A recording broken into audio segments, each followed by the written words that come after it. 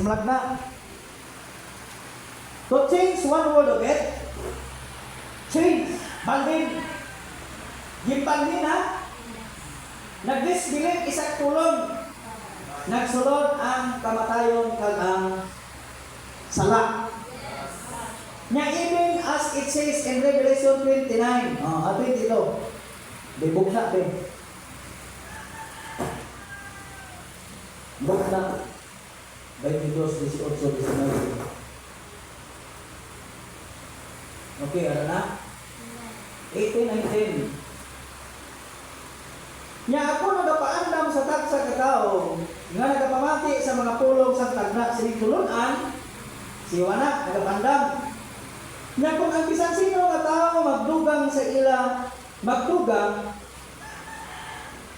Nya kung ang bisan sino nga tao magdugang sa ila, ang Diyos magadugang sa ila sang mga kalalataan. Muna sentensya, magdugang ka, ang Diyos magadugang sa ila sang iya kalalataan. Nga nasulat sa sining tulunan. Nya kung ang bisan sino nga tao nga mag-iban sa pulong sa tulunan, sining tagna mag-iban. Ibanon sang Diyos ang iyabahin sa kahoy, sa kabuhi, sa balaan nga banwa nga nasulat sa sining tulunan mga kauturan. Pag-isip sa Lord. Hindi pwede madugangan, hindi pwede mabuhinan. Kaya kung dugangan mo, ang Diyos magadugang sa ila, sa ila silang iya kalalataan. Kung nagabuhin ka man, ibanon man sang Diyos ang imo pati. Na, huwag kakatuan. So, anong inuan mo? Tindugan ng pulong. Amen. Pabilin kita sa pulong. Praise the Lord. Pabilin sa pulong. Ha? Thank you, Lord. Na if any man shall add unto this thing, God shall add to him the plagues that are written in this book, and if any man shall take away from the words of the book of this prophecy, God shall take away this past out of the book of life, and out of the holy city, and from the things which are written in the book. And that's what the church was at Pentecost is the standard, mga kaibigan. Amo na siya ang unang panahon sa Pentecostes. Saling sa tumanag na, ano to siya? Naging tawag ko siya standard. Standard. Pag sila ka standard, among imo talaksan. Dira ka ginatakos. Dira ka ginabasi. Magsili ka standard, imo balasihan. Imo talaksan. Pag-isip sa Lord, o kung imo hurmahan. Diba? Kung isip sa Lord. Standard ka ang Pentecost mga kuran. Magsili ka ganit standard, kung sing ganon, dira ka ginatakos. Ari ka di subong. Ari kita tanan diri subong. Ang imo kabuhi, ikaw kabalo, ako kabalo sa itong kabuhi. Ikaw plaster silang standard. Kung siya puntos na. Pag-isip sa Lord. Naintindihan ko mga kautulan. Ang Pentecost standard ka to. Di mo na tumaliwat. Di ba? Di na tumaliwat. Talaksan to sa tanan.